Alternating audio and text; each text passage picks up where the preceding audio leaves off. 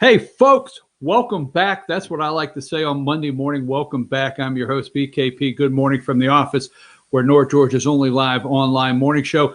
I want to start the show with this picture. Absolutely beautiful family, okay, that is already under attack. But number 4 there, thank you, Emily. There's Amy Coney Barrett, the president appointed, nominated for Supreme Court Saturday. What a beautiful family. So let me tell you a couple things we got going on this morning, because we got to get right into the show with our first guest. We will have at 8:30 this morning exclusive internal information on what's going on with Pennsylvania. Yes, folks, President, after appointing Amy Coney Barrett to be nominated to the Supreme Court, went out to Pennsylvania again. We have some internals we're going to be giving you. We're going to open the show this morning. Love to open this way with our guest, Congressman Doug Collins. Congressman, how are you this morning? I'm doing well. It's a great Monday morning. Good time to be alive in a country that's great.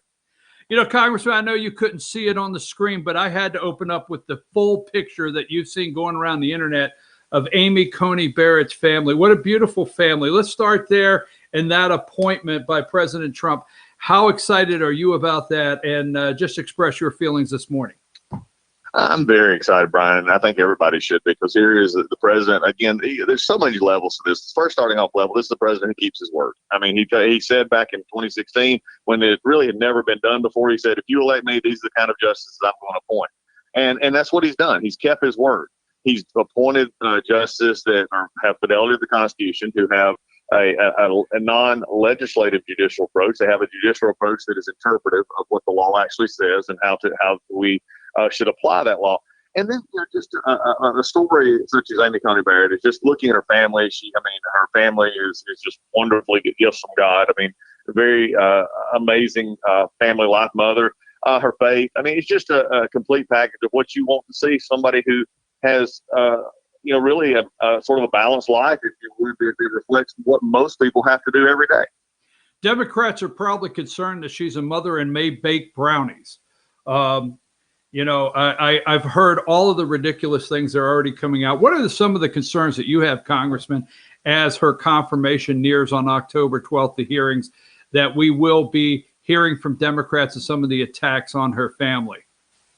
Well, we've already seen it when she was confirmed a few years ago for the circuit court that she's on currently, and I think you see it in the faith issue. I mean, could Senator Feinstein from California be any more tone deaf than to ask about, and even word it Orthodox Catholicism? I mean, again, I've never for the tolerant left, for those who believe in being tolerant, I've never seen a bunch that is more intolerant when it comes to faith and family. When it comes to those issues that are moral guideposts in our lives, they want a moral guidepost that appears in which they make their own rules. They don't want anybody who has a strong faith they were amazed that faith would guide them. So it's going to be interesting for them. They overplay their hand on this one. It's going to be interesting because people are not really receptive to seeing, someone's faith attacked. They're not somewhat receptive to see someone's family attacked. So it's going to be interesting to see which way they go. Instead of focusing on her credentials, which are impeccable, on her law practice, on her law career, and her judicial decisions, I think you're going to see everything in the world, especially from the scare tactics of the liberal.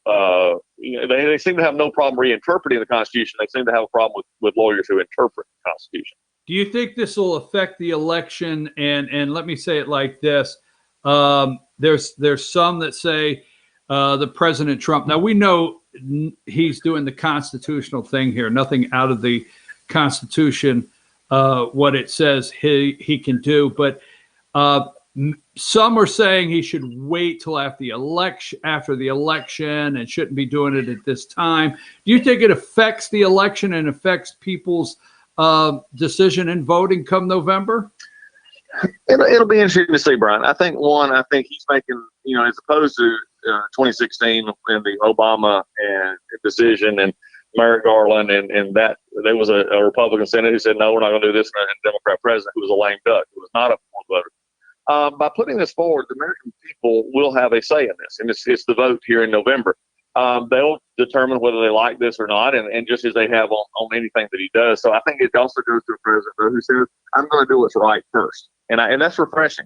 it's refreshing to see a Republican who says, I'm going to do what's right, because the Democrats would do this in a heartbeat. It would, they would go through this and brush off any idea. So I think he puts it forward. I think the Senate gets her confirmed, but then we move forward to the elections, and we'll see. I'm not sure, frankly, how much more ginned up the two bases can be. I mean, you're seeing it right now. The anti-Trump base is out there, and we see it, regularly. But there is also the pro-president base that I see every day, that you see every day. It may not be making the front page because the papers and the media don't want to put them out there, but they are excited about this, and this is a confirmation that what they did 4 years ago in voting for President Trump is the right decision again. I know you've addressed this on a lot of the other interviews that you've done, and you've addressed it with the media.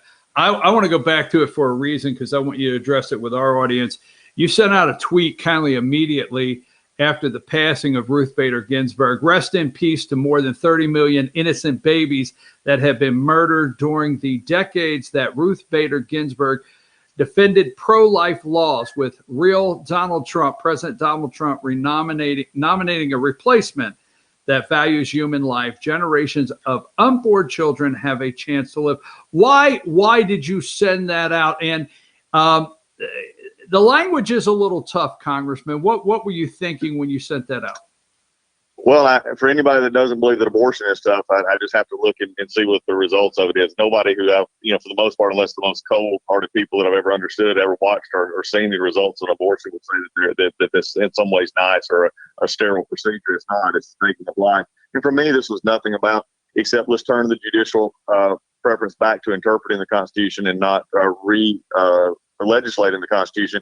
And that's about the impact of life. I think this is something that's been in our country now for over coming on 50 years. It's something that has torn us apart. And the more we know about life in the womb, and frankly, life until death, I mean, that's the conservatives are the ones who actually care about life.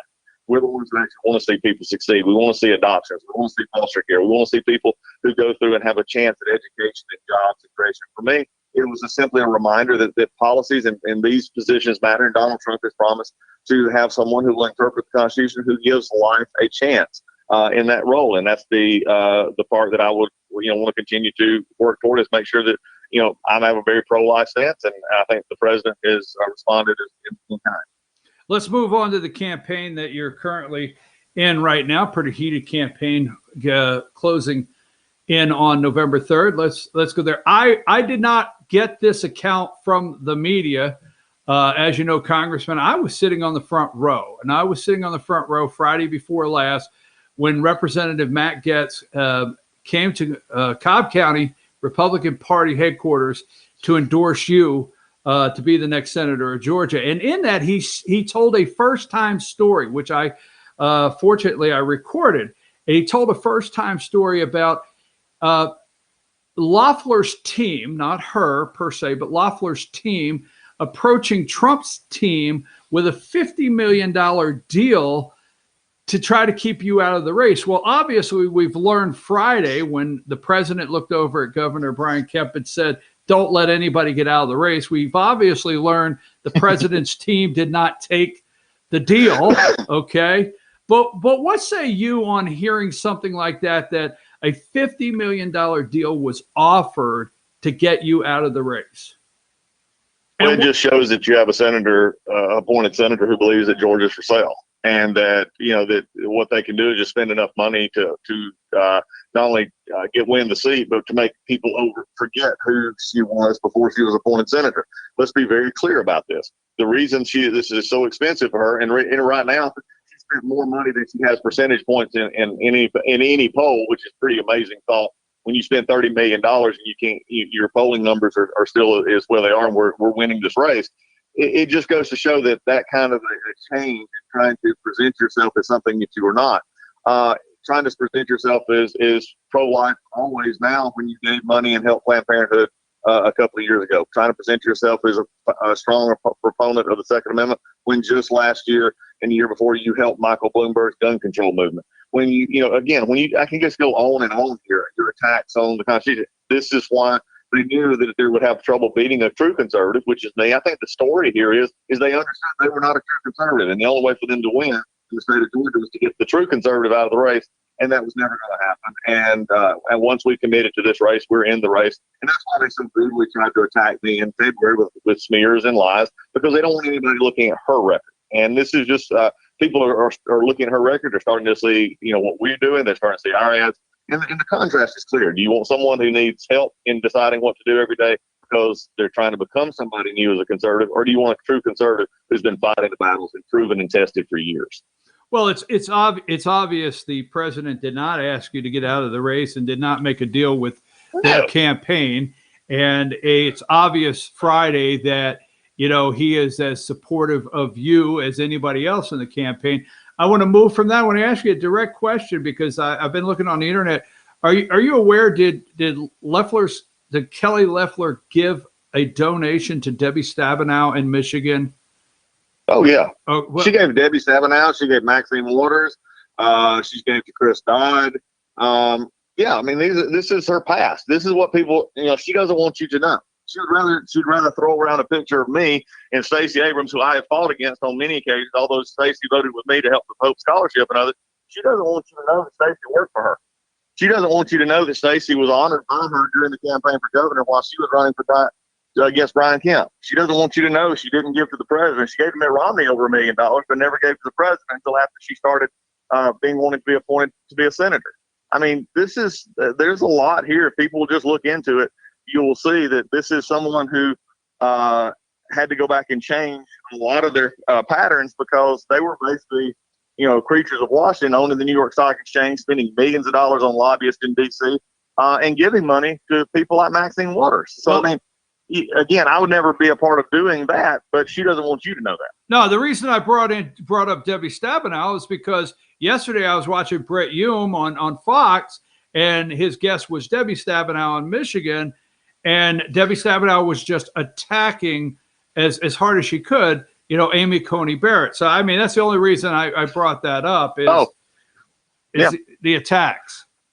Yeah, well, I mean, if you look back from that perspective, Senator Loeffler helped fuel Debbie Stabenow's attacks over the years. And so, by giving money to Democrats and by giving money to folks who now inherently hold views that you claim not to have, it just goes to show that it's very hard to run an election and try and hide from your past.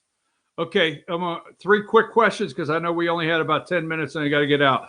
One, your internal polling and what we're seeing in the media looks like a 22, 21, 20. It looks like between yourself, Loeffler, and Warnock, everybody's bunched up in the top 3. Is that what internals are showing to you, close at the top 3? Yeah, we're showing really good. We're exactly where we need to be and exactly the plan that we've been working. It's a tight race. And, it's amazing to me if you've dumped 30 million plus into a race and you got nothing to show you, that's at least to show for it. People are seeing through your ruse. Well, Friday, and can't get into it too deep, President looked over and actually said, Doug, how about let's get started on this Monday morning? You know what we're talking about. What's your he gave you something to start on first thing Monday morning. But what's your quick take on what the president is talking about of the real investigation that needs done and some of the things that have come out about Hunter Biden and several others in the FBI? Well, look, if any of the president's kids had done anything close to what Hunter Biden would say, the Democrats would already be starting a special committee and calling for a special prosecutor. It's just, again, everything that we've been talking about for many years now about the corruption at the DOJ, corruption at the FBI, and then going after this president, going after him as a candidate. Every time everyone made fun of us for saying that we were searching and trying to protect the president, everything that we have found to be true. Every time that they were saying that Comey and the rest were not after the president, everything that comes out shows that it was true. So, we've never let up on the gas. We've been at the tip of the spear for this for a long time, and we're going to continue to push it as long as we can and make sure that people know that this president was under attack and it was done from inside the government. And that's just wrong. And now we're seeing leaks and everything else. So, yeah, we're ready to go. What do you think we're going to see tomorrow night? The president wants Joe Biden drug tested on account of performance enhancement drugs. What do you think we're going to see tomorrow night in this debate, Congressman? We'll close with that. We're going to see contrast. We're going to see a contrast of a leader who has energy, a leader who has ideas, a leader who is not afraid to state views that some may disagree with, but somebody who's willing to actually go out and be themselves. And you're going to see a contrast of a candidate for the Democrats who is going to be guarded, who's going to be looking for moments. He's been practicing for the last 5 days. I know people in D.C. last week who were practicing with him for the last 4 days to make sure that he can get through a debate without gas or get through a debate without, messing up. So I think we're going to see a contrast. I think the people are going to see a leader, and they're going to see someone who is just hanging on, hoping to keep the Democratic Party in power so that he can pass off the mantle to Kamala Harris, I guess. Thank you very much, Congressman. We appreciate it. We know you got a busy day. Thank you for starting your day with us here. All right, folks. Congressman Doug Collins on the line. We started our day with him, and we will see the contrast tomorrow night. And the president said yesterday in a press conference, they asked him, how have you been practicing, rehearsing? What have you been doing to get ready for the debate? And he looked at him and he said, I take your questions like 7 days a week. This is debate prep. I mean, there's nothing the guy hasn't taken a question on, and he never fails to answer questions with the media. We're going to take a brief break. We're going to come back, and don't forget at the bottom of the hour, we're going to have some exclusive internal information out of Pennsylvania if you're wondering what's happening there. We've got so much to cover. Let's take a break, Emily, and get ready for our next guest.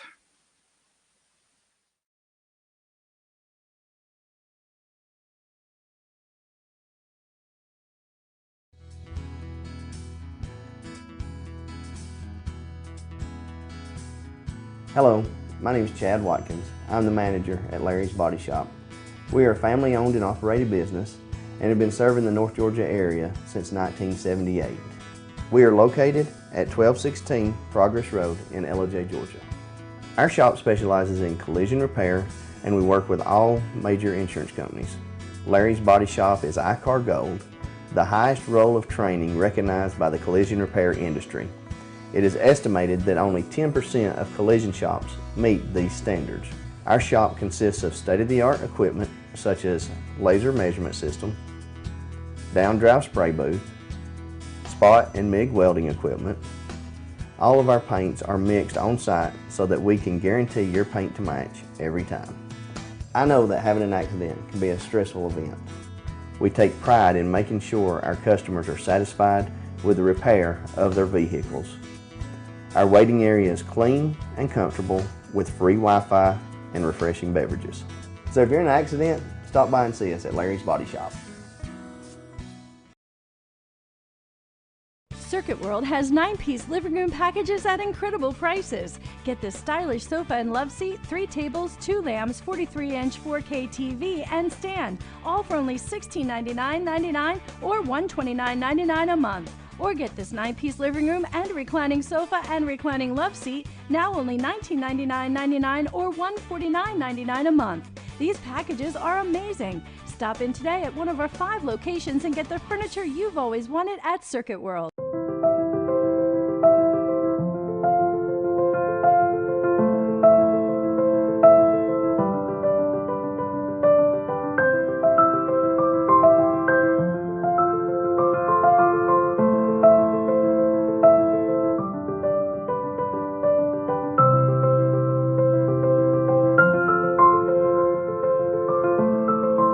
North Georgia Diamond is your source for diamonds in North Georgia.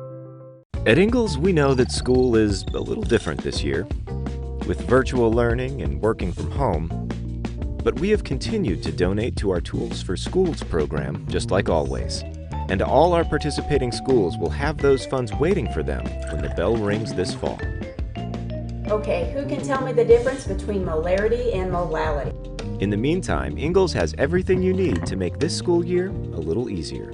Ingalls, we're with you every step of the way. Ace Hardware of Blue Ridge is more than just your average Ace. We have a huge selection of Amish furniture imported directly from Ohio. We have hunting rifles and accessories for your next trip.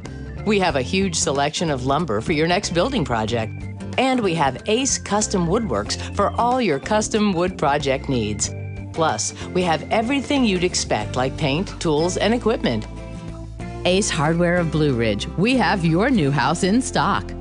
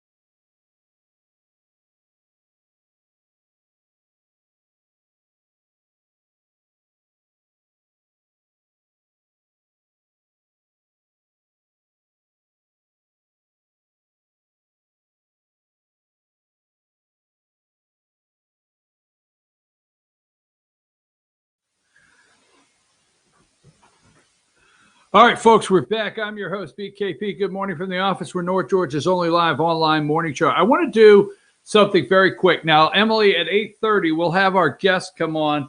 And as soon as the phone rings and we go to our guest, we'll just slide to our card, wait 15 seconds, and then I'll bring you back, okay?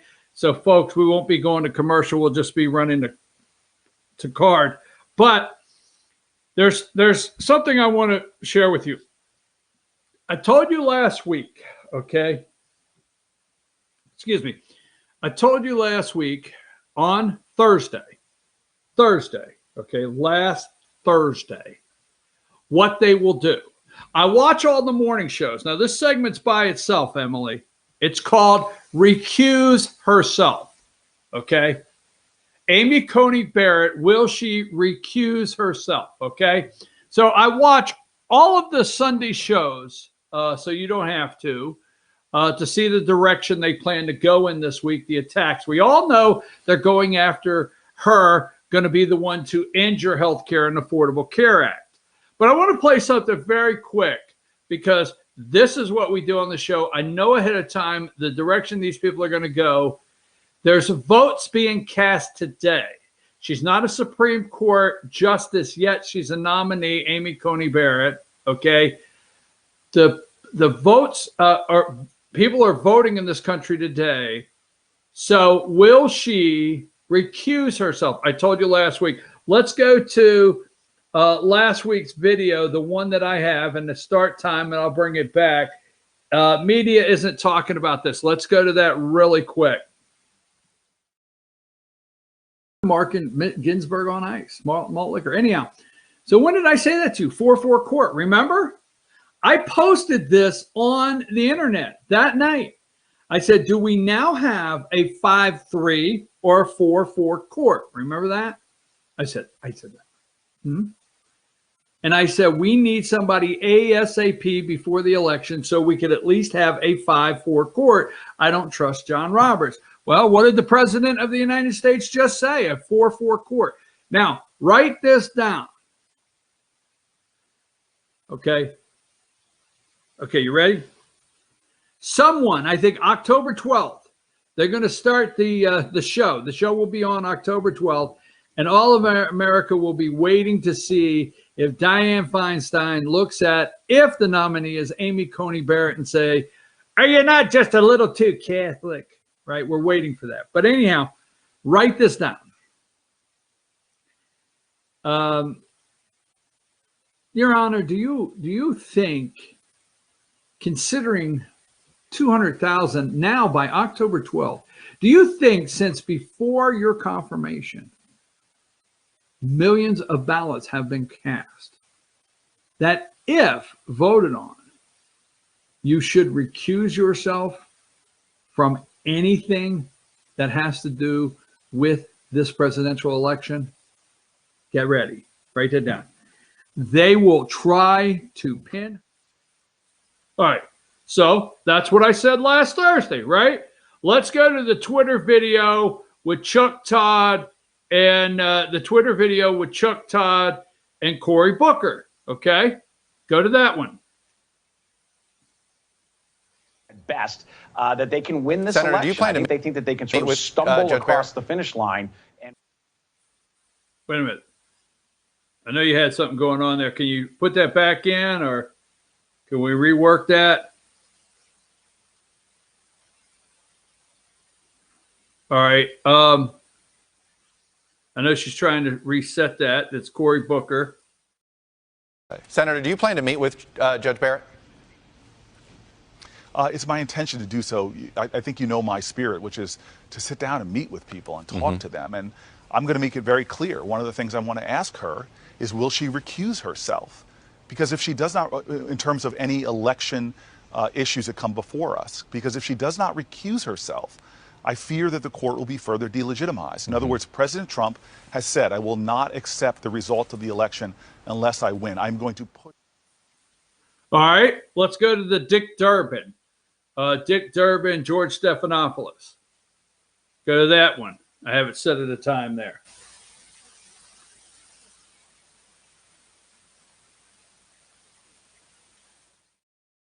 situation is not a good situation. Given those repeated comments by the president, will you and other Democrats request that Judge Barrett recuse herself from any consideration of the election?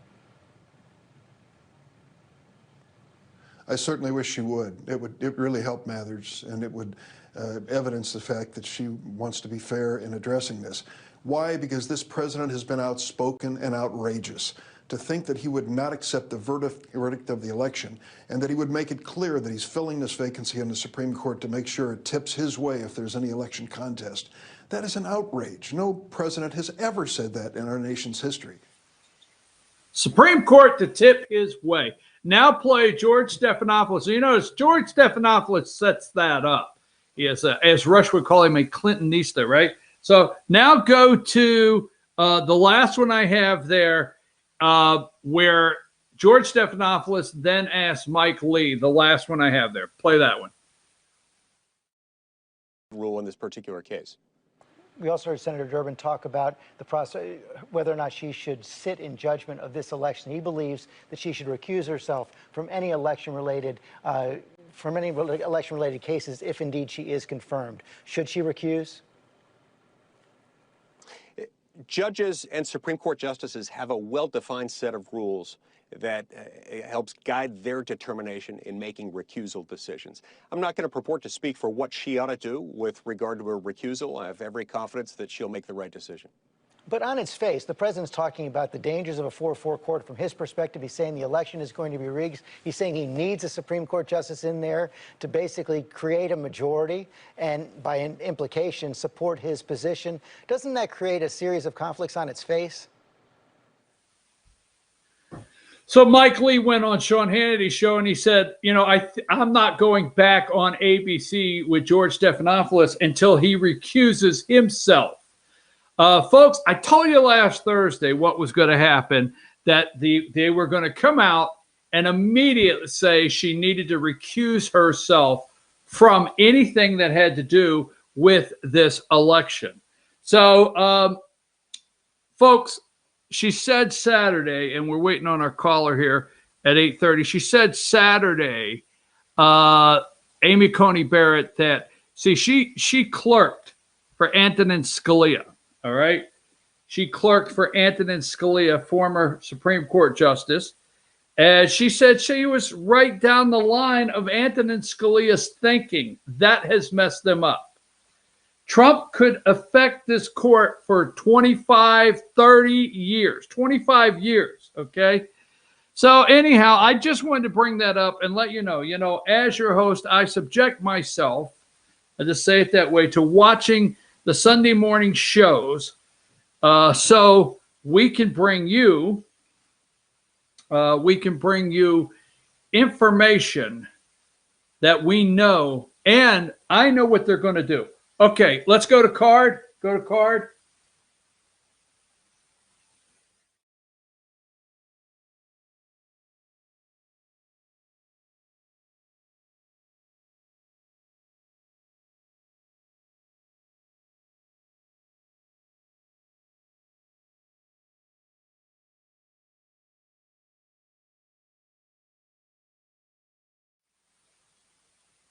Hey, folks, we're back. And, the other day, somebody asked me, said, when are we going to start getting some of that good information that's going, that we know you have in Pennsylvania? And I said, you know what, I'm going to get that going because President Trump, and let me just set this up before we bring our guest in, President Trump, immediately after nominating Amy Coney Barrett, what a beautiful family. Put up number 4 really quick. We can't show that picture enough of the family. Okay. There's her family, entire family. And after nominating her to the Supreme Court, he gets on Air Force One and he shoots out to Harrisburg, Pennsylvania for another rally. As you well know, that Harrisburg, Pennsylvania, right there in the center of the state, about 60 miles to the east is the Lehigh Valley. About 60 miles north of Philadelphia is the Lehigh Valley. And there's a county nestled in there called Northampton County. Erie I think it's 44,000 votes between Erie County, Luzerne, I think that's the name, and Northampton County. They credit that the reason the president won the entire country, not just that state, the entire country. Joining me now is the chair, Republican Party chair, committee chair from Northampton County, Gloria Lee Snover. Lee, how are you today? I'm doing good. Hello from Pennsylvania. Okay, I got a quick question. And let me finish. How do you rest at night knowing in the morning that something else is going to happen that's going to take the entire day to try to handle? I mean, you have so many things.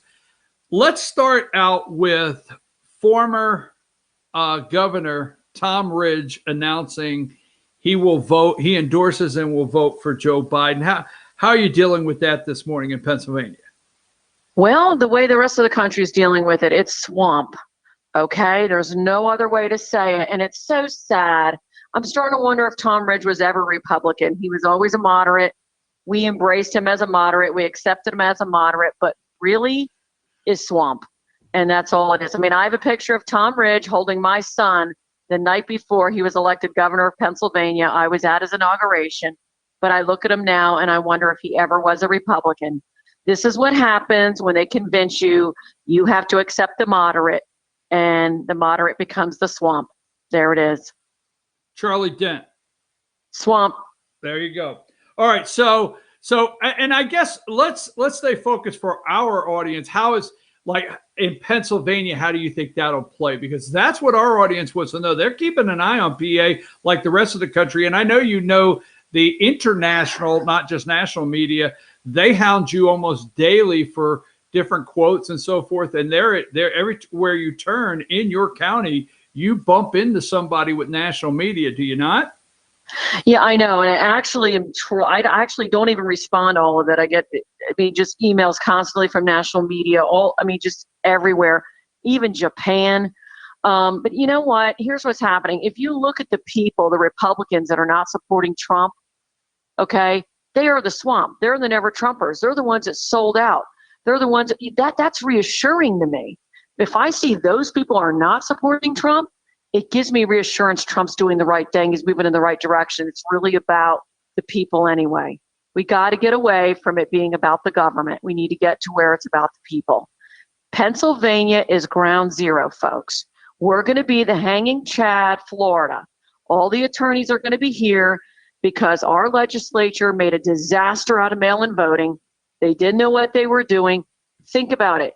When Hillary lost, Soros and the Democrat Party knew they had to come up with another way to win. And Trump is right. It's the mail-in ballot.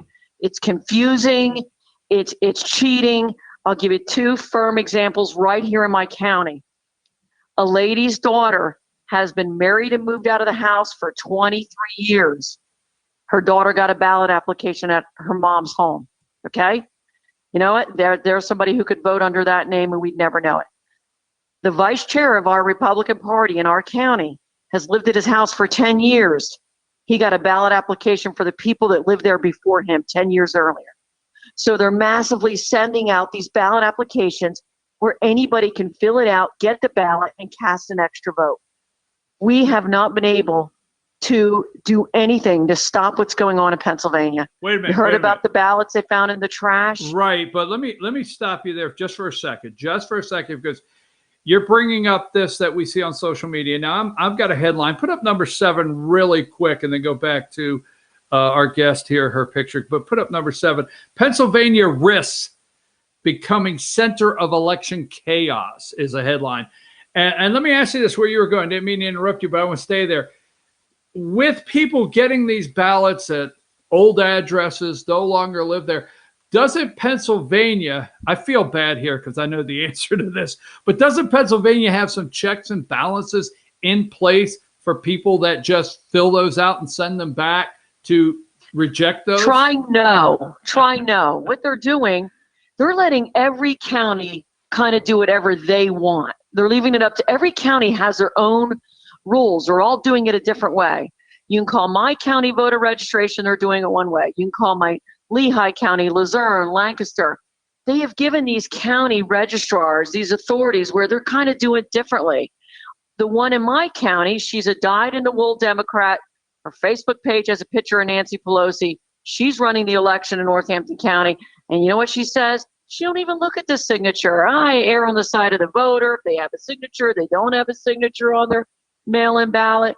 So we got a real problem here. They're going to steal it. The only way they win Pennsylvania is if they steal it. We are more energized than we were in 2016. We have more Republicans than we had in 2016. We registered more new voters than we did in 2016. The only way they win Pennsylvania is they steal it.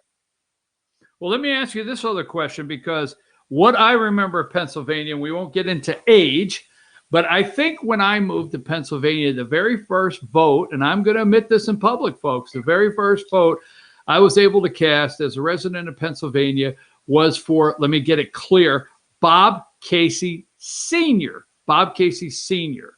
Okay. And Bob Casey Sr. was the governor of Pennsylvania and pro-life Democrat. Now, I know I'm admitting that, but Bob Casey Sr., pro-life Democrat. The Republican was pro-choice, and I did not support that. So what I'm asking you is, look at my age as a voter at one time for Bob Casey Sr. because he was pro-life. Isn't Pennsylvania, what a lot of people don't know, isn't it a lot of pro-life people there? And do you think the Supreme Court pick is big in Pennsylvania? Yes, I think Pennsylvania is a huge pro-life state. I'll tell you, in Pennsylvania. Wait a minute. I'll let you go. But I mean, also, I'm really digging into Democrats. There's a lot of pro-life Democrats, believe it or not, that I guess are my age that haven't switched yet, maybe. Is this big for them? Yes, and I'll tell you what else. There's a lot of Democrats for Trump here, a lot of Democrats for Trump. So, like I said, we are on fire for Trump. Our county, last time in 2016, we put up 10 barn signs. We put up 43 barn signs. Those are the 4x8s just in this county alone. We've gone through 5,000 signs just in one county alone. Everyone's on fire for Trump. We have these flag waves all over the county. People are amped for Trump. I mean, it's more energized in 2016. And the only way we win it is if we can outdo the cheating. But they are cheating. They almost know it. Like Trump says, they're laughing in the back room. You try to bring it up to them and they just smirk and smile at you. In my county, they won't even meet with us, meet with our attorneys. They're just closing the door. We'll do what we want. I mean, they're putting these drop boxes all over the county where people can go dump ballots when no one's looking. So now we're trying to get volunteers to observe the drop boxes, like outside mailboxes. I mean, the mail-in voting, this was a plan by the higher Democrat Party right after 2016, and many state legislators fell for it. You know what I mean? It was the mouse to the cheese mousetrap. They fell for it, and now we're stuck with it, and we have no checks and balances, no way to control it, and it's out of control. All right, so all of my friends, and I want to be careful, we live in a kind of a bubble, and I try to make sure I reach out and I read news from everywhere. I read the Morning Call, believe it or not, and I get the Lehigh Valley Live notifications because I do that all over the United States. And that being said, so I can hopefully get out of the bubble in North Georgia here in Congressman Doug Collins' district. Do you think, now I'm listening because I keep up with all the Facebook pages. I mean, how bad has Wolf really turned the people, Governor Wolf, against him and what he's done? Because impeach Wolf and all the things that Governor Wolf has done seems to be really upsetting the people of Pennsylvania. Yeah, it's horrible here. I mean, he's probably worse than Cuomo, where he's just not getting as much national news about it. I mean, they're not letting kids play sports. They don't let parents attend. They limit the spectators. I mean, it's crazy here. I mean, we are living in, the wolf country. It's terrible. And, a federal judge just found that his COVID restrictions were, not lawful, and they put a stay on it. But you know what's happened? Let me tell you, the people have gotten so brainwashed, they're afraid to even go out of those restrictions. Even though a federal judge has said you don't need the restrictions, they're scared not to comply. So people are following, you know what I mean, these restrictions that aren't even, you know, have been thrown out. I mean, but Wolf is horrible. He's done terrible things. And the real reason they did it was to keep Trump out of Pennsylvania. That's what they did. They didn't want Trump rallies. They didn't want Trump campaign here. That's why they did it. But now Trump's having what he calls peaceful protests, and he's coming here anyway. How many? I got to tell you a story before you let me go. This is chilling for me. It was chilling for me. I was working a voter booth, okay, registering voters, and a lady came up, and she had her husband and her daughter with her. She said, I want to register to vote. I said, sure. And she said, all my life, my dad told me, don't register to vote. Don't get involved in politics. It's no good. It won't benefit you at all. Don't do anything with it. Stay out of it. About 2 months, she said, before my dad died, Donald Trump came on TV. He turned and he looked to me and he said to me, that man's worth getting involved over. I want you to get involved. She said, not soon after that, my dad died. I'm here. I want to register me, my husband, and my daughter to vote for Donald Trump. Never been registered, ever. That's what's happening in PA. That's why I know, unless they steal it, we win. Okay, stop. I like that. Let's work on that just a second. How many do you think? I'm going to agree with, now you're on the ground, but I'm going to agree with the enthusiasm that I see.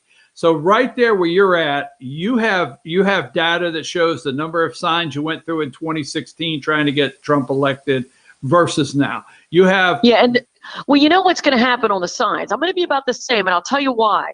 The flags have become a big thing, and most people are buying their flags. I have mine and they're on the putting wall. the flags out. You know what I'm saying? So the flags have kind of become the new sign, and a lot of people have flags instead of signs. Right. So, but I mean, the barn signs, I put out like 10 barn signs last time. I put out like 43. People are putting these barn signs all over the place on their front porch. And folks, I mean, it's let me say this, folks. And when she says barn signs, we're talking the 4x8s. But let me say this: what you don't understand about Pennsylvania, don't take that wrong if you're not in the area. Once you get out of some of these metro spots, most of it is, there's a lot of farms. I mean, there's still a lot of farms and big barns with where they used to paint advertising. Those now say Trump on them, do they not? Right, absolutely. All right, so you have that data. You feel confident that compared to 2016, Pennsylvania, now you're in Northampton. Are you hearing this across the state, the entire state? Because you know we have to have a bigger vote turnout in rural areas in the country, even than we did in 2016 to try to overcome the cheating. So what are you hearing across the state on the western side? I mean, you go Moon Township. You and I know where Moon Township is. That's the Pittsburgh International Airport. He has, what, 15,000 out there? Right. I tell you what, like every single county in Pennsylvania is up the Republican registration except Philadelphia. So it's falling. The geographic areas are falling exactly the same. We're Philadelphia will go big Democrat. It depends on how big it goes, and the ring counties around it. Those are the rich, wealthy women that they have to be on that team. Trump is. They can't even look on him kind of thing. So you got those rich, wealthy people around Philly and the city of Philly. That's where we try to suppress the turnout, hope they don't come out, low turnout. But every other county in Pennsylvania has registered more Republican voters. All right. So you feel good across state. Now, how many do you think were at Harrisburg, Middletown or whatever, right outside of Harrisburg? How many do you think were there? I don't know the numbers on that yet. I really don't know. But a lot of people from our county went. It was a huge event. And, that was I got to tell you, it's like we had the McCloskeys here. And we had like 150 people RSVP, but then we had 300 people turn out. I mean, it's like people are just coming to everything. Okay. So, Let's move to that. So the rallies are big. The rallies are bigger in PA than they were last time, or even with everything, the underlying conditions. For what they're allowed to hold. Like he's having to go to, to hangars instead of, the arenas. So for what they're allowed to hold, they're just packing people in. So we know the signs, the enthusiasm, voter registration across the state. You said no cheating, you win. But let me go there. You did have the McCloskeys, Mark and Patricia McCloskey. I followed everything on Facebook. Your first attempt to have this at a township park where you guys pay taxes, their council came up and said, no, you would exceed their limit. And they stopped you from doing that. Did they really tried to stop you from having the McCloskeys come to Northampton County, did they not? Yeah, they did. They tried. It was they were kind of trying to keep us out of every venue. They even fought the venue we had, but thank goodness that township voted 5-0 to let us come because of freedom, and they didn't want to suppress anything like that. Was that but Salcombe, what happened in the was that first Salcombe township? Valley? Yes. Okay. The first township has a left-wing Black Lives Matter woman on their board. And she went wild when she found out we were coming. And she actually doxed some of the other, like put out their name and their phone number of some of the other members ahead of time to try to harass them. And it happened. They got so harassed that the township manager got so out of control, they completely called it off. Now down in Lower Saucon, they had a completely different take on it. Pay your registration fee, follow the rules. Here's the chief of police and have your event. There were no incidents. It was incident free. You had 250. Now, another thing I want to make a point on this before we get our Now, guests. I've heard there was more than that. I don't know. There's the Morning Call, the local newspaper had a drone there, and they're saying it was 300, but we had RSVPs for 150, and that's how many I told the township was coming. So, well, now wait a minute. You had RSVPs for 150. Is that falling in line? Is that actually a poll data that we're not hearing, or we're hearing from our side?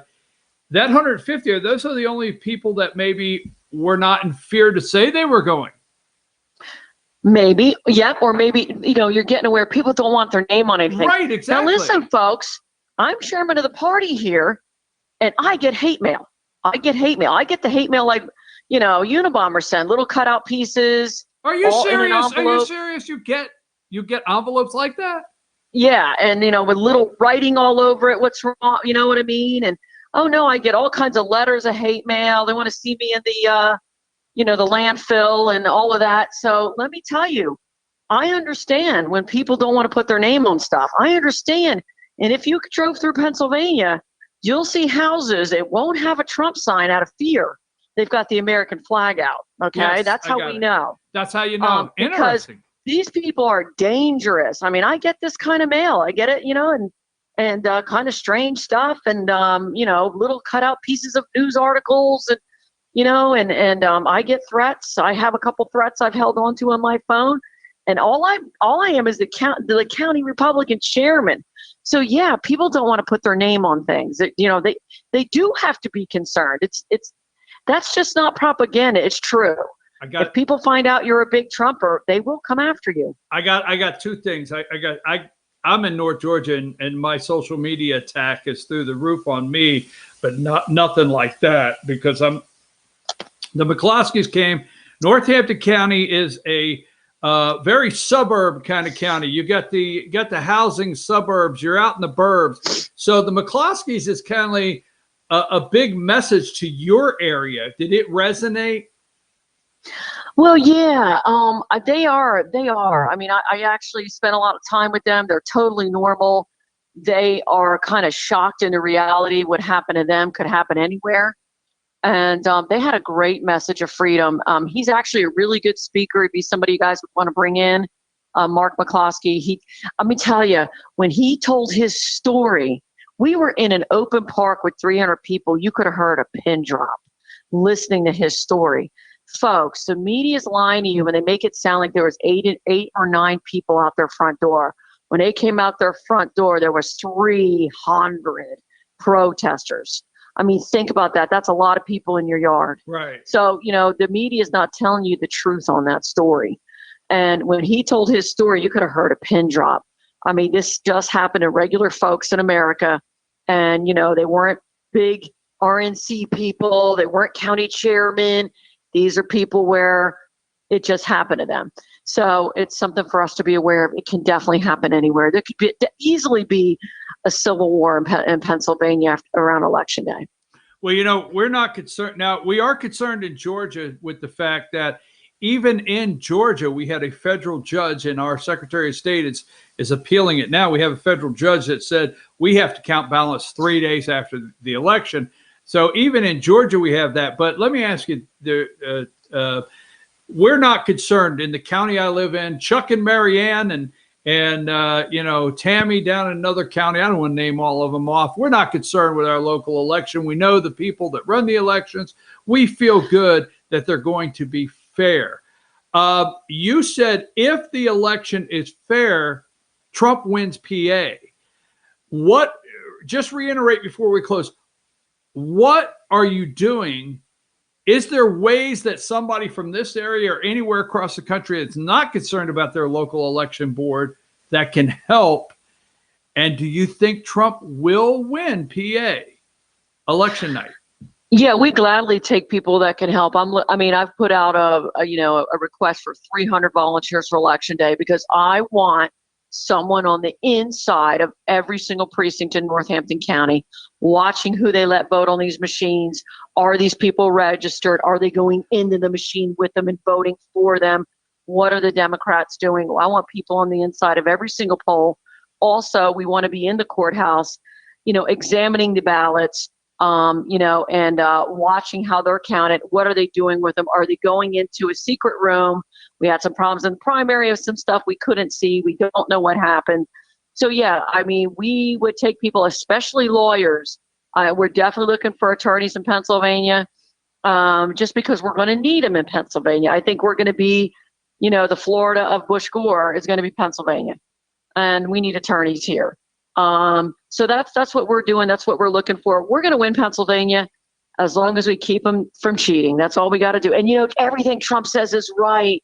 Trump tells the American people exactly the truth. That's what the government can't handle. That's what Washington can't handle. He's telling the truth. Everything he tells you that's going on with these ballots, it's going on. I'm pulling my hair out trying to stop it. It's going on. So the media, and I do watch CNN in the morning, they'll say the president once again took on mail-in ballots without any evidence. Well, forget Donald J. Trump. Gloria Lee Snover and Northampton, you have the evidence. You're witnessing it on a daily basis. What the president says is true, correct? Correct. Absolutely. And you know what? When the Republicans send stuff in, when I send in new registrations and mail-in ballots and everything, if they're Republican, I have to pull teeth to get them processed. People call me 2 weeks later and say, I never heard anything. Boy, when you send Republican stuff in, you got to follow up to see that your county's processing it. I'm telling you. All right. We're going to leave it there because we know you're busy and you're trying to get out in front of stuff. We can't take up your time as much as okay, you guys go get Doug Collins elected. We have a job to do here. You got a job to do there. Oh, you endorsed Doug. Oh, right here, live on the show. All the way. I saw him with Don Jr., though. That was close for me.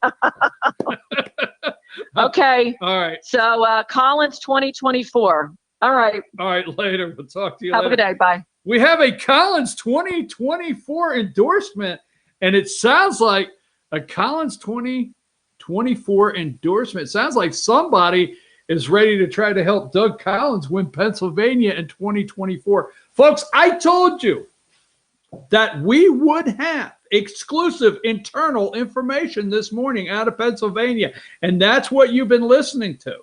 Not CNN, not CBS, not ABC, not MSNBC.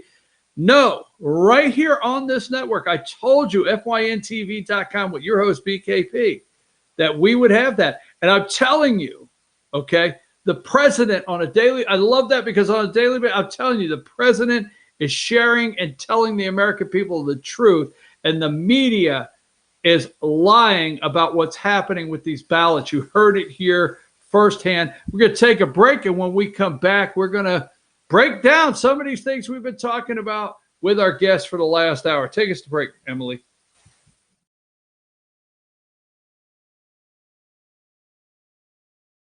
Circuit World has complete queen bedroom packages at amazing prices. Get this queen bed, dresser and mirror, one nightstand, bedding set, and free 32-inch TV, all for only $1799.99 or $129.99 a month. Or get this complete queen bedroom set and sleep in style, also for only $1799.99 or $129.99 a month. What an incredible deal! Stop in today at one of our 5 locations and get the furniture you've always wanted at Circuit World.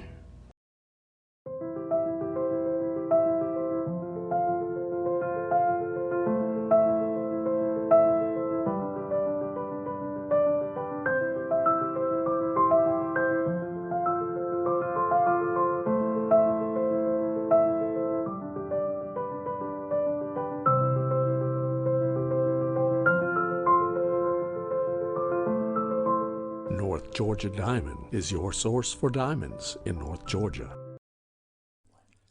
In 1981, Reed Nicholson began selling tires out of an old barn in Mineral Bluff. Little did he know that he had just laid the groundwork for the most trusted names in automotive services in the Blue Ridge area. In 1997, Nicholson Tire Center became what it is today, holding the same values of faith, family, and great customer service. 2 locations to serve you, and the Blue Ridge location is currently expanding to offer fast service and the largest U-Haul provider in Georgia. Nicholson Tire Center, Blue Ridge, and Mineral Bluff.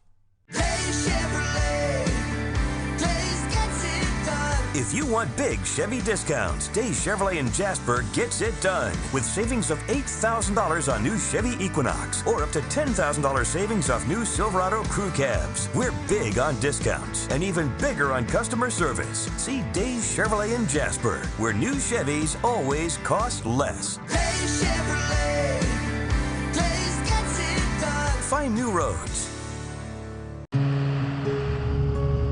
Sometimes it's the little victories that mean the most. Those everyday celebrations that bring a smile to our faces and joy to our hearts. At Ingalls, we know there's no one you'd rather share those miniature memorable moments with than family. Ingalls, all the ingredients for family.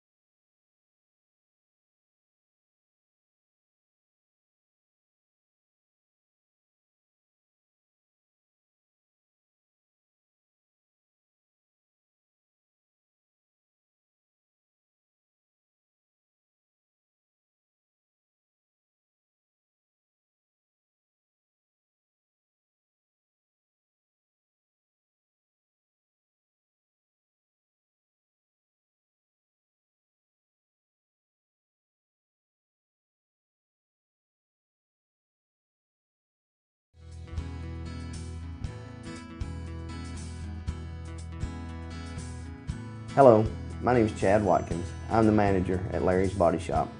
We are a family-owned and operated business and have been serving the North Georgia area since 1978. We are located at 1216 Progress Road in LOJ, Georgia.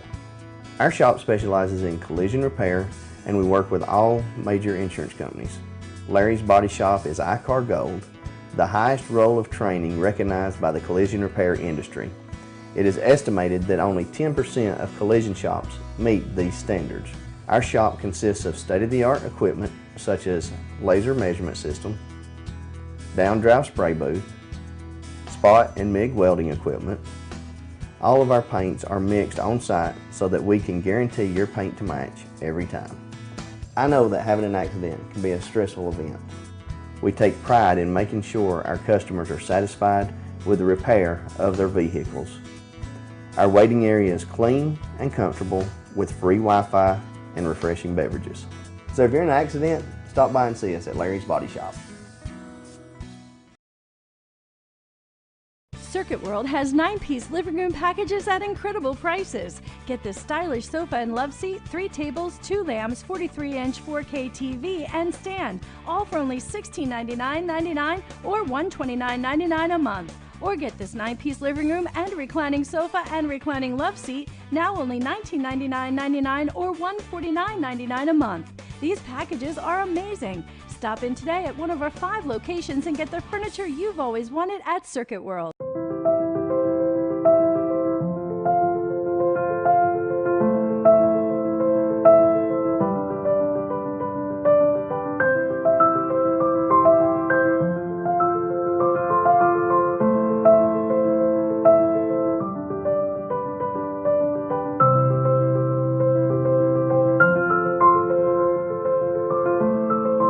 North Georgia Diamond is your source for diamonds in North Georgia. At Ingalls, we know that school is a little different this year, with virtual learning and working from home. But we have continued to donate to our Tools for Schools program, just like always. And all our participating schools will have those funds waiting for them when the bell rings this fall. Okay, who can tell me the difference between molarity and molality? In the meantime, Ingalls has everything you need to make this school year a little easier. Ingalls, we're with you every step of the way. Ace Hardware of Blue Ridge is more than just your average Ace. We have a huge selection of Amish furniture imported directly from Ohio. We have hunting rifles and accessories for your next trip. We have a huge selection of lumber for your next building project. And we have Ace Custom Woodworks for all your custom wood project needs. Plus, we have everything you'd expect, like paint, tools, and equipment. Ace Hardware of Blue Ridge. We have your new house in stock.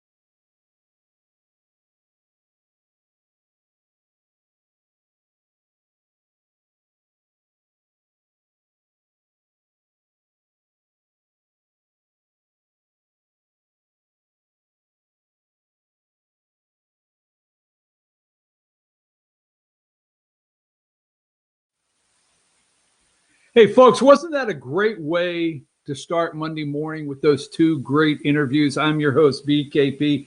Good morning from the office, September 28th, 2020 at 9:06 a.m. Wasn't that really a great way to start Monday morning? 2 good interviews. I thought it was interesting. Lee said right at the end, Collins 2024. Wow, they're ready for Doug Collins in Pennsylvania. But I promised you, and we will keep an eye on PA and get back. Try to get her weekly, maybe on Mondays, really quick with an update, right to election day. You see firsthand, they need attorneys, they need any kind of help. They're looking for poll workers, anybody. Now, I know you've been asked right here in Georgia to help keep an eye, and I get that, okay? But let's keep in mind, you don't want to say, now let me be clear on this. You don't want to say, but at least we won Georgia. What we want to say is, President Donald Trump's been reelected, and you hear the concerns and what's going on. Now, that being said, you know what we're listening to, and I just want to say this on the New York Times story. This is the New York Times, okay? The New York Times is,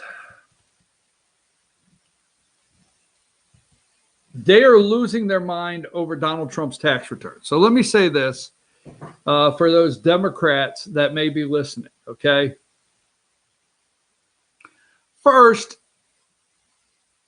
I don't like when I talk with a Democrat or debate and I say something and all they can do is respond with saying, but so-and-so did this. Okay? I don't like that myself. So I want to be cautious there. But let's keep in mind, here's what I'd like for you to do. Keep in mind that the New York Times story on Trump's tax returns is to cover and dilute and try to slow down the internet searches on Hunter Biden. Absolutely.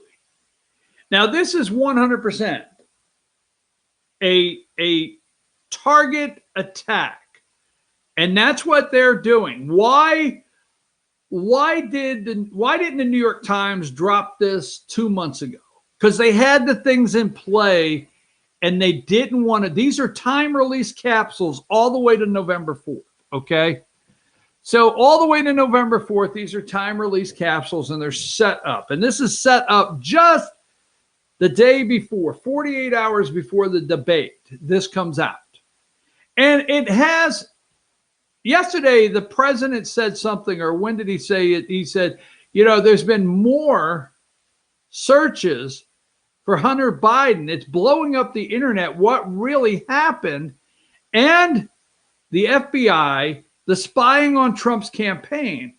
The American people are really wanting to know why we don't see a CBS, ABC, or anybody looking into any of this. If it was anybody else, it would be the biggest scandal there is, if it was one of the Trump kids. But anyhow, the New York Times is trying to take some things off the front page of the internet or top search. They want to be top search and move the other search items out of the way, okay? So if you type in Trump, and I haven't done that, you type in Trump, maybe 2 days ago, Hunter Biden investigations start coming up. But now you're probably seeing the New York Times tax return issue. Now, let me just say a couple things. This is a diversion. Now, this is Chris Wallace. I do not think there's any coincidence. I mean, you could call me conspiracy theory all you want, but when the media released and Fox News released Chris Wallace's topics, okay? Oh, here's his topics. Oh, we know what's going to happen, right? Do I think when Wallace dropped those topics, he knew this New York Times was going to hit? You think the New York Times piece hit in the right amount of time for Chris Wallace to prepare questions in this area? So he could have some time to incorporate it into the debate. If it happened 2 hours before the debate, Fox is a very wealthy corporate corrupt network. They could put a team of people on and get, Wallace some information. Yes, immediately. But this gives Fox a couple days to get it worked in to the program. Okay. That being said, what is the number one thing that Trump is leading with that has them in fear? The economy. Okay. Now, I hate to say this, Americans can be selfish. Don't get mad at me. We can be a little selfish. If things are good for us, what would make things good for us? Okay? Don't take that wrong. So our vote could be a little selfish. Don't take that wrong, just saying that. So the number one thing, and it has Democrats nervous all across this country, is how Trump polls on the economy. Who would do the best at restoring the economy? Trump wins that. And that is one of those, yeah, I'm kind of worried about that Supreme Court, but I don't know. I've really never seen the Supreme Court as being the reason I have a job or don't have a job. Yeah, I'm worried about Obamacare, but the job I have now provides insurance or I could pay for it. All right. I'm telling you, the fear, and they're running the fear of Trump getting elected will end your Obamacare, the ACA, the Affordable Care Act. And we'll talk about that before the show goes off. But the New York Times article is set up to do the two things. Get right there to take Hunter Biden off the front page and the real corruption. I mean, the real corruption, $3.2 million wire transfer from the mayor's wife of Moscow, former mayor's wife of Moscow, the money that came in from China, Ukraine, and the real Russian collusion was the Bidens and Russia. And there needs to be an internal. See, if they got to get Trump out, get Biden elected, because Trump gets elected that second term, they're all going to jail. Oh, hell yes. You think they've treated Donald J. Trump the way they have for 4 years, and in the second term, every one of their asses is not going to a special jail? I just think so. But that might be hopeful, wishful thinking, right? But the New York Times, and I regret to say this, most people do not understand those kind of tax returns, okay? Most do not. Most do not understand that you still have to prepare a personal income tax. You still have to prepare a federal personal, a federal corporate. You have to prepare different taxes and list different corporations. Most people that read the New York Times will not understand these tax returns. Will not. Now, like I said, I don't like it when people say, when I debate with somebody and they say, yeah, but this person did this. But Amazon, you take Amazon, pays zero in taxes. I would like for you to look and see what the Obamas pay now, what many of these corrupt people like Bill and Hillary Clinton. So maybe they didn't have the Clinton cash on their tax return. So this is all just something to try to call it a bombshell, a bombshell, a bombshell. Anything and everything they can. But I'm not falling for it. You may fall for it. I'm not. Okay. Westinghouse. Remember when Westinghouse, I forget the guy's name, right? He was on Obama's, restoring business committee, right? They had this big committee. They brought in all these specialists to help bring back the economy, and Westinghouse paid zero in taxes.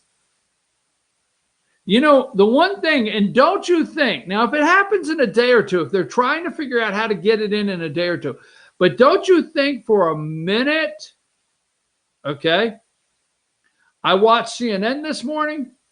I watched MSNBC. I watched Morning Joe's opening. Don't you think for a minute, I watched some stuff last night, read some articles. Don't you think for 1 minute, if they could have wrote Russia into these stories, they would have? Now, unless I've not kept up, because I only put 2.5 hours in it this morning, and maybe there's a revelation I'm not aware of, but let's go through the quick pictures of what the headlines are this morning.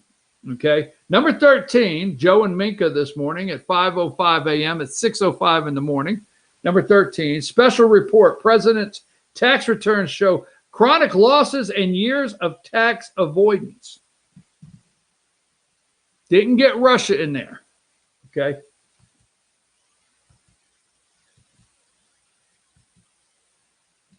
$18. Long concealed records show Trump's chronic losses and years of tax avoidance. Okay. Now, if you notice, avoidance, okay?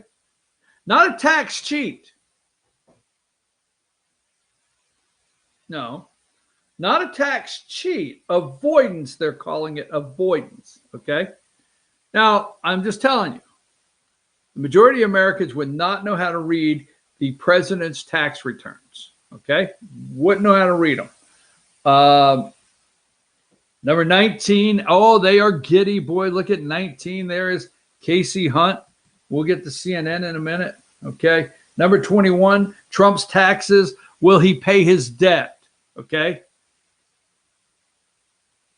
Well, I wonder if his lenders really knew. They want to say that Trump created false financials to get deals. I'm not saying the president created false financials to get a deal, but let me tell you something. If false financials gets investigated in this country, oh, there's some corporations that are going down, going down, going down. Yes. Okay. Trump's taxes, will he pay his debts? Okay. He has some rolling debts. Okay. Well, it's $400 million. Okay. I get it. Will he pay his debts? Number 22, Trump lashes out. New York Times report alleging years of tax avoidance. The big word's avoidance.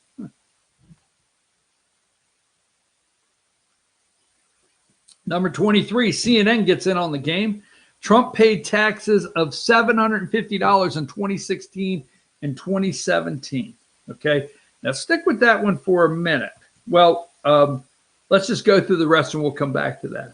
Number 24, Trump Organization lost millions for years, crushed by debt.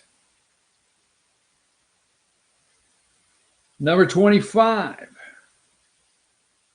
the picture that perhaps emerges most starkly from the mountain of figures and tax schedules prepared by Mr. Trump's accountants is of a businessman president in a tightening financial. He's in deep, folks. Number 26.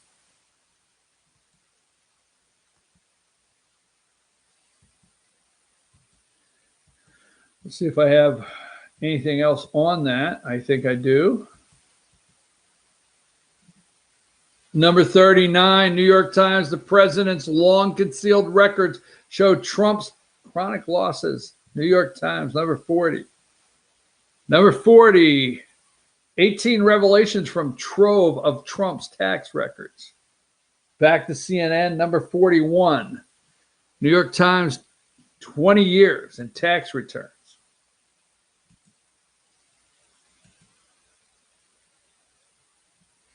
Number 44. I pay a lot. The story is totally fake.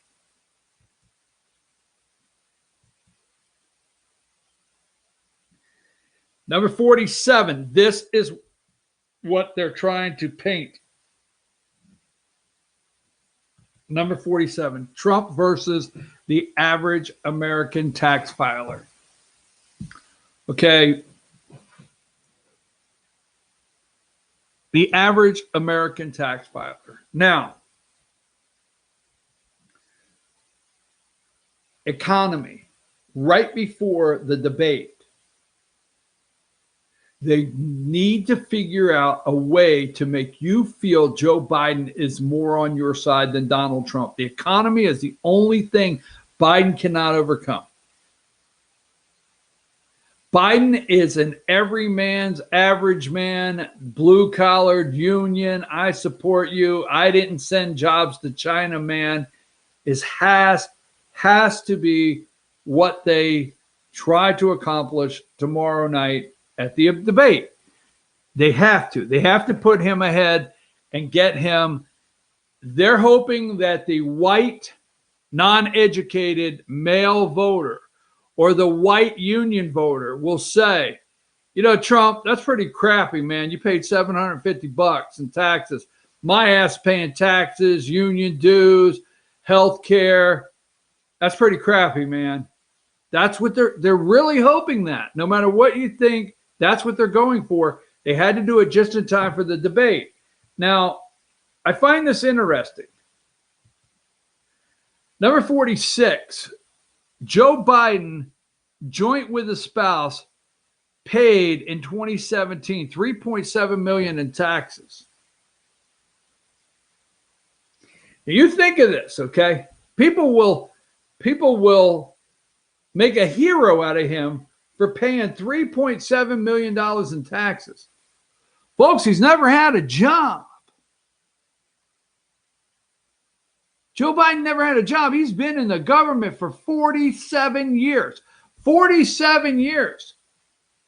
What did he do to amass a fortune that he had to pay $3.7 million in taxes alone? Now, to me, no matter how angry somebody gets, I think Joe Biden's accountant sucks. I'm sorry. Terrible accountant. Harris paid $516,000. Sanders paid $343,000, and Warren paid $268,000.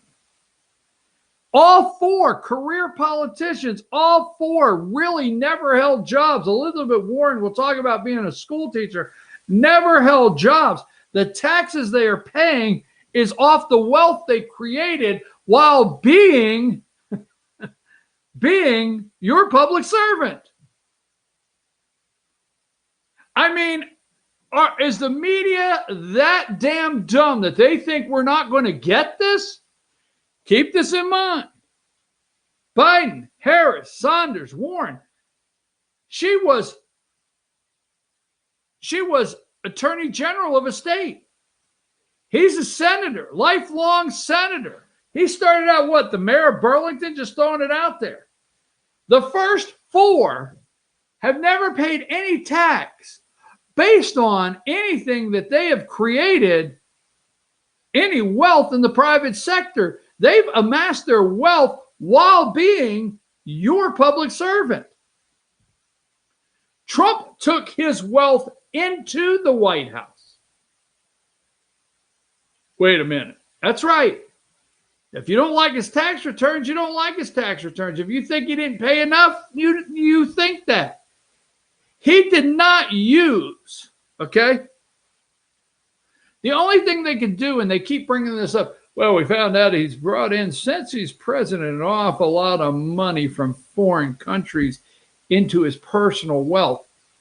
No, what you found are people that travel to Washington, D.C. or travel to New York. What you found are people are making reservations at Trump Hotel, and they can't really say, well, as long as you pay the regular fee, you can't stay here because you live somewhere else. There's a major difference of what you see on the screen. And in 2017, he paid $750,000. And let me show you something else.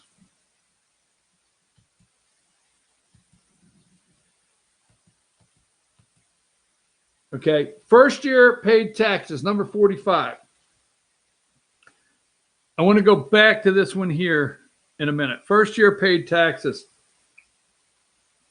George H. Bush paid $101,000. Reagan paid $165,000. Bill Clinton paid $62,000. George W. paid $250,000. Obama paid $1.8 million. That's because he had those book deals come in, and he didn't really have a big corporation to channel the money out. So he paid $1.8 million, and they're saying Trump paid $750,000. Let me tell you what. Although I'm a Reaganite here, 1, 2, 3, 4, 5. There's 6 presidents here. Let me tell you the difference in the first year in office. Let me tell you the difference in those right there. Go back to number 46. Out of those presidents, Trump is the only one, okay, that gave his salary back to the American people. Number 9. When Trump announced his decision to forgo a salary, critics expressed, okay, critics expressed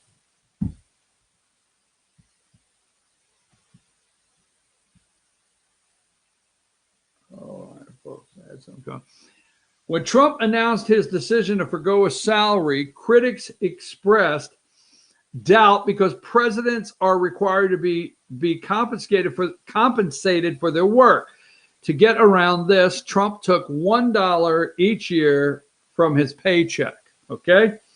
According to the news coverage and White House news releases, Trump has written checks equal to the quarter of his 400,000-year salary to various government agencies. Okay?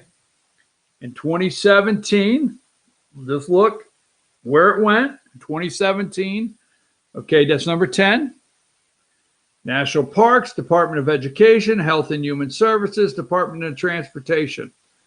They were all split equally and got an equal share of the president's $400,000 a year salary. Number 8, 2018. So the same year he only paid $750, which is alleged. He gave back to the American people $400,000, okay, where Obama did not, George W. did not, even Ronald Reagan, George H., Bill Clinton, they did not give it back, okay? They enriched themselves by $400,000. Number 11, okay, number 11, 18, Department of Veteran Affairs, Small Business Administration, Alcohol Abuse and Alcoholism, Homeland Security. And in 2019, okay, Department of Agriculture, that's number 12, Department of Agriculture, the U.S. Surgeon General's Office, Office of the Assistant Secretary of Health, Department of Health and Human Services. Since the president has been in office, he has given back to the American people $1.2 million. Absolutely, $1.2 million. Now, let me get this very quickly here. Hang tight, I got it here somewhere.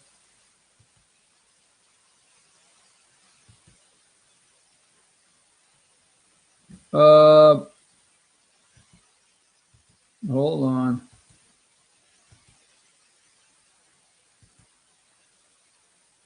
President's salary during and after office. Really quick, I want to share this with you, okay?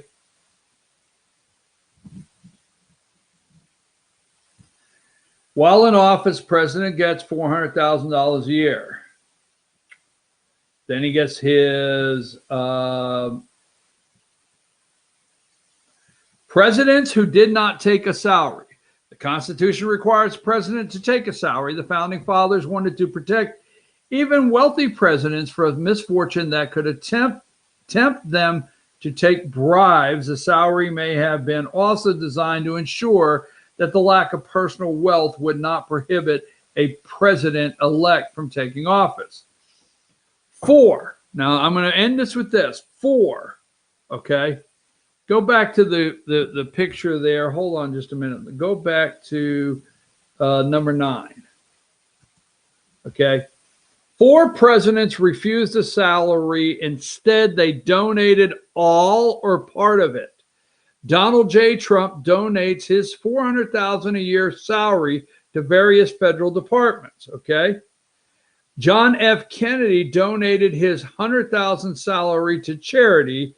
He retained the $50,000 entertainment allowance. Kennedy inherited multi-million dollars. Herbert Hoover divided his salary between various charities. He gave some of it to his staff. Okay. Hoover gave his away. All right. And George Washington donated his $25,000 salary. He used some of it for travel expenses he needed. So George Washington gave $25,000 away.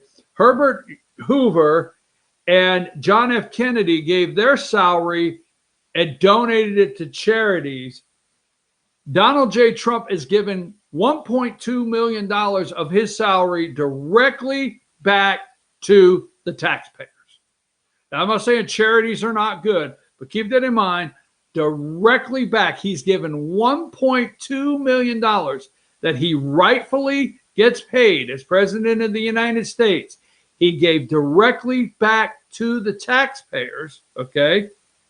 And there's only been 4 presidents that's done that. And he's the only one that gave his salary directly back to the taxpayers. I'm your host, BKP.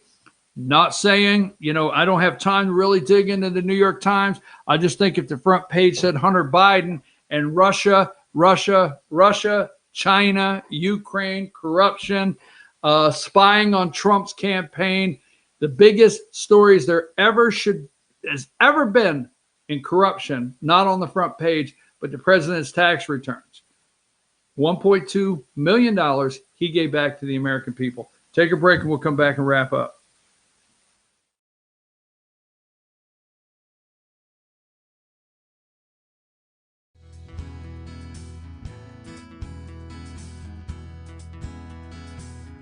Hello, my name is Chad Watkins. I'm the manager at Larry's Body Shop. We are a family-owned and operated business and have been serving the North Georgia area since 1978. We are located at 1216 Progress Road in Ellijay, Georgia. Our shop specializes in collision repair and we work with all major insurance companies. Larry's Body Shop is ICAR Gold, the highest role of training recognized by the collision repair industry. It is estimated that only 10% of collision shops meet these standards. Our shop consists of state-of-the-art equipment such as laser measurement system, down-drive spray booth, spot and MIG welding equipment. All of our paints are mixed on site so that we can guarantee your paint to match every time. I know that having an accident can be a stressful event. We take pride in making sure our customers are satisfied with the repair of their vehicles. Our waiting area is clean and comfortable with free Wi-Fi and refreshing beverages. So if you're in an accident, stop by and see us at Larry's Body Shop. Circuit World has 9-piece living room packages at incredible prices. Get this stylish sofa and love seat, 3 tables, 2 lamps, 43-inch 4K TV, and stand, all for only $1699.99 or $129.99 a month. Or get this 9-piece living room and reclining sofa and reclining love seat, now only $1999.99 or $149.99 a month. These packages are amazing. Stop in today at one of our 5 locations and get the furniture you've always wanted at Circuit World.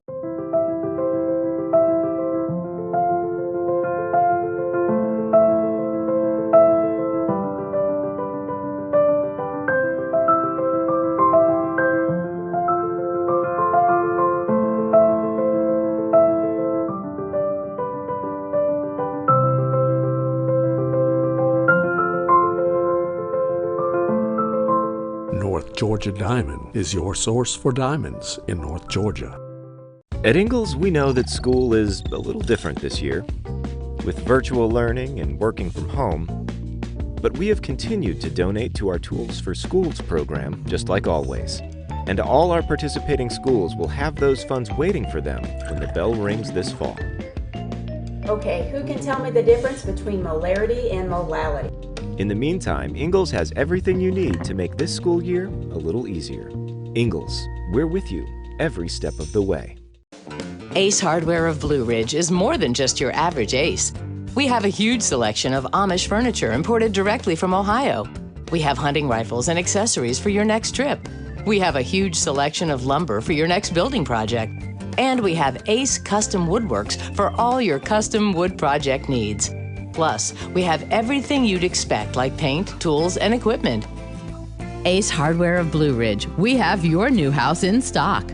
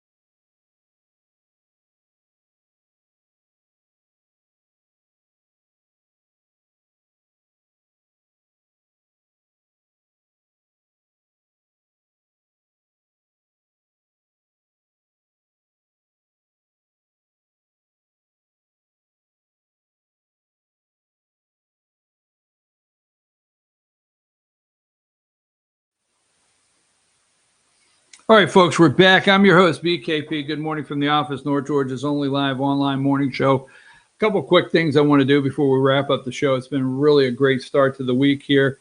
And I'm really not being arrogant, but I've said this before. What do you like to be? You like to be right. I mean, I'm serious. If you're correct, it's not a bad feeling. If you're wrong, it's not a good feeling, but you get over it. But if you're right, it's a good feeling. Okay. So, hey, I've had a couple good feelings today, to speak of two. And here's the second one.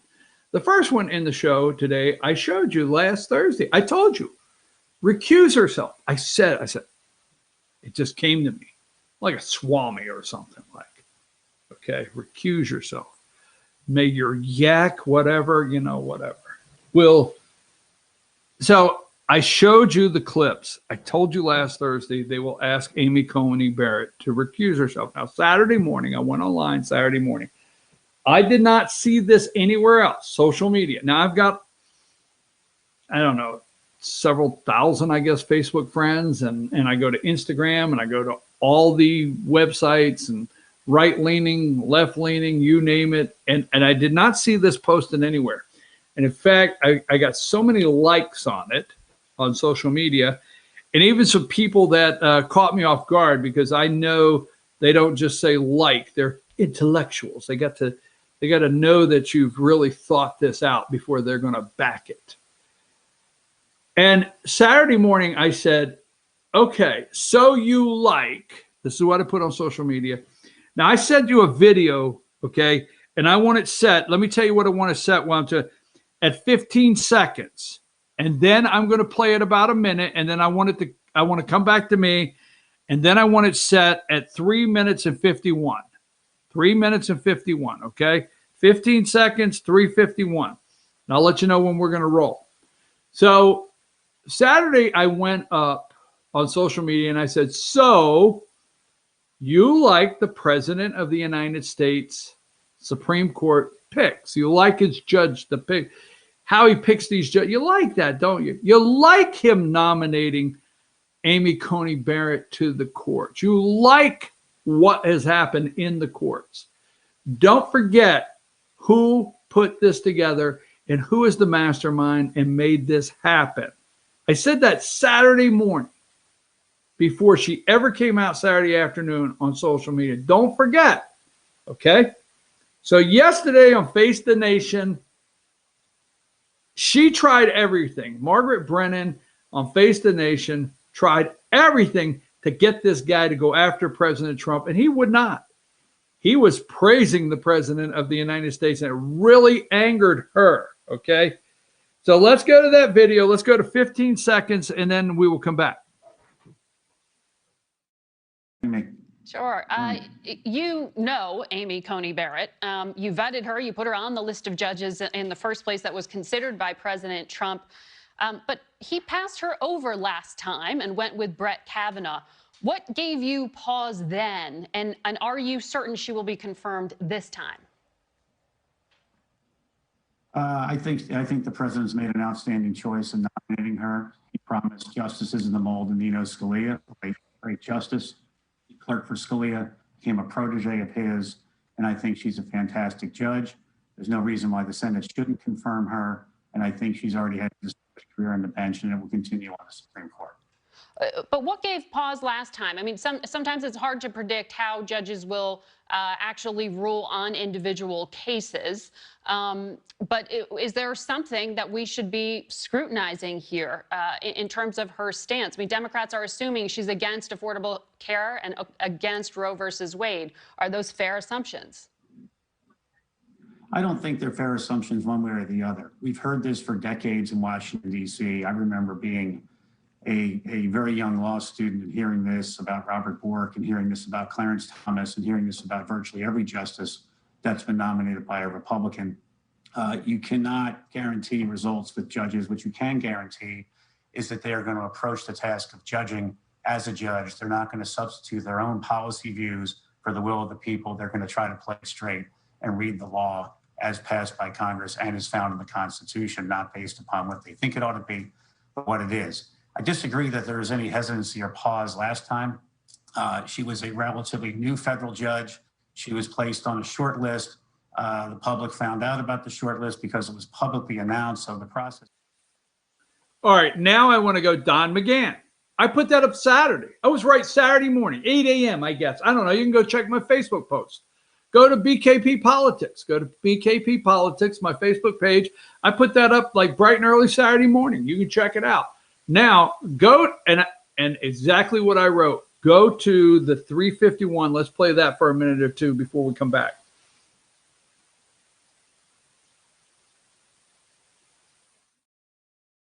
Ring true. So when you were at the White House, this was your project. And looking at Pew Research, one of many, fair. But President Trump, we'll get to that. President Trump has appointed more federal appeals court judges to date than any recent president. He's not sitting around reading legal briefs. As you talked about, there's a list that was put in front of him of possible choices. You've been working with Mitch McConnell to really have this be a conveyor belt that has helped to confirm these in a high number. But do you worry that that kind of churn and this process can undermine faith that the court is above the political fray? Well, the court ought to be above the political fray. That's the point of the court. We have three co-equal branches, and the court is supposed to be removed from it. It's done in a variety of ways. One is life tenure. Two is the confirmation process itself. And the president can't simply pick. It has to be with the advice consent of the Senate. But I think if you look at the judges President Trump's put on the bench, it's going to go down in history as a monumental achievement of his presidency. He has put a number of judges on who are eminently qualified, went to top schools, did well in the schools they went to, clerked at the Supreme Court themselves, are A-list circuit judges, had stellar careers. It's your list. I know you like it. But pardon? I said it's your list. I know you like it. But so bigger picture, though. Doesn't change the credentials, though. I mean, just I'm because not saying that. No. Great, but if you look at the facts, it's a fantastic judge. There's really no arguing with the merit of these nominees. Your name appears in the Mueller report 5. It's your list. I know you like it. It's your list. So they did everything to try to break down Don McGahn yesterday to get him to be anti-Trump. He was so positive about the president yesterday.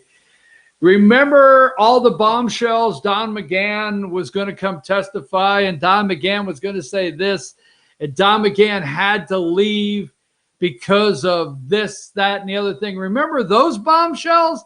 Well, yesterday, this is an interview that is not being played. It's not being played because McGahn, they could not get him to break. Now, I'm going to say two things.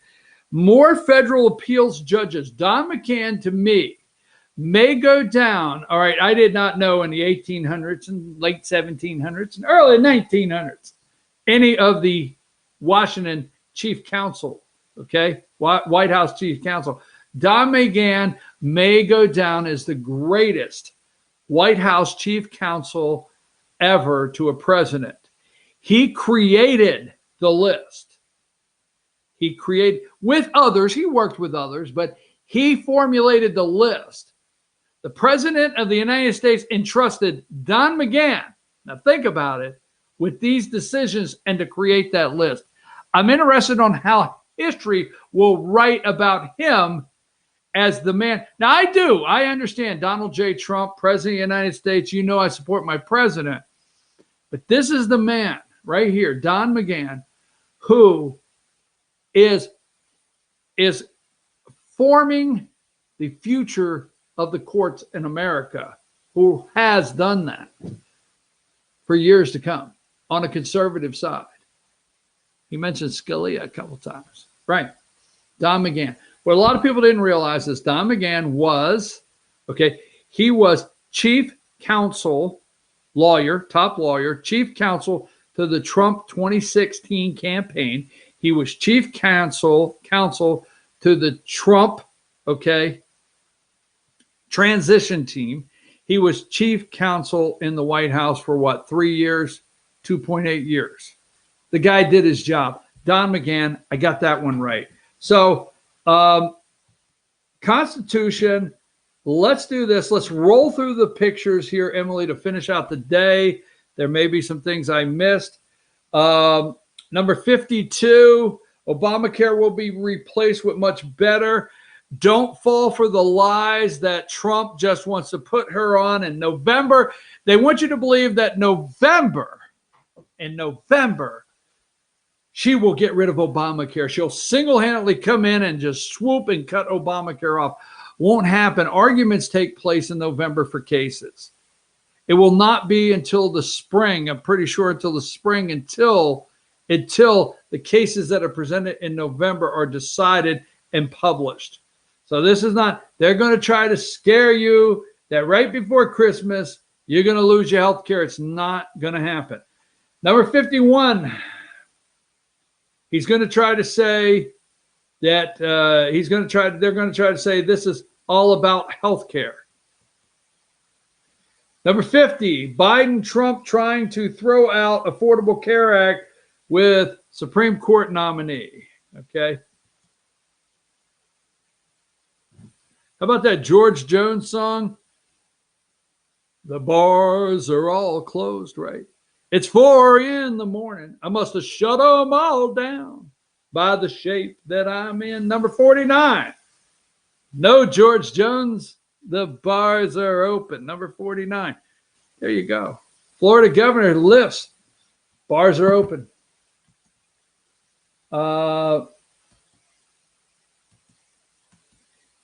Trump wants a drug test. I love it. I love it. I love it. He wants Biden drug tested.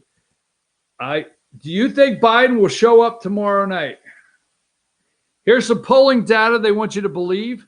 Why do they keep going and polling Minnesota if he doesn't stand a chance to win there? Why don't they just try to, is this voter suppression? Number 38. Here's your polling data for the day that they're trying to fear. Put fear 38. Here's 37. Marist poll. Trump don't stand a damn chance in Michigan. I'd like to hear about the enthusiasm there. Number 36. Here's the matchup in Wisconsin. He just don't stand a chance, does he? Maine, he's getting his ass handed to him. Number 35. Number 34. Minnesota. Here's another one. Star Tribune. Looks like North Carolina. He's back to getting his ass beat. North Carolina, number 33, 48-46. Georgia, a statistical tie, if you believe that. 31, Lindsey Graham amnesty. Donald Trump is running away with it. Number 30, Trump says Giuliani, Chris Christie helping him with debate prep. I loved it. He come out for a press conference. President works 7 days a week. 7 days a week. Come out yesterday, a press conference, and answer any question. Here is Chris, extra large. He's a 3X. Give me a 3X sweatshirt. Hell, I don't know if that boy can carry a 3X. There's Big Christie on the couch. And there's Rudy. Remember Rudy is the crime fighter. Did you remember the crime fighter, Rudy Giuliani? I love it, love it. But Catholics. Look, so you guys are Catholic, right? Catholic? Yeah, I'm a Catholic. Yeah, I'm a Catholic. Yeah, okay. I thought we settled that with JFK, the whole Catholic thing.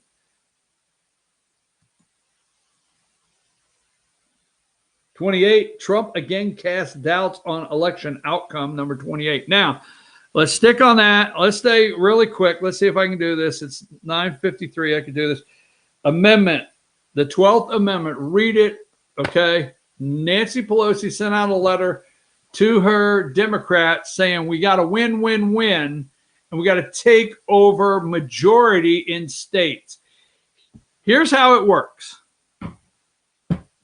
So on the December deadline, whatever, I can't remember, there's no defined winner with the Electoral College. There's not enough electoral votes to go and cast electors to cast 270 for one or the other.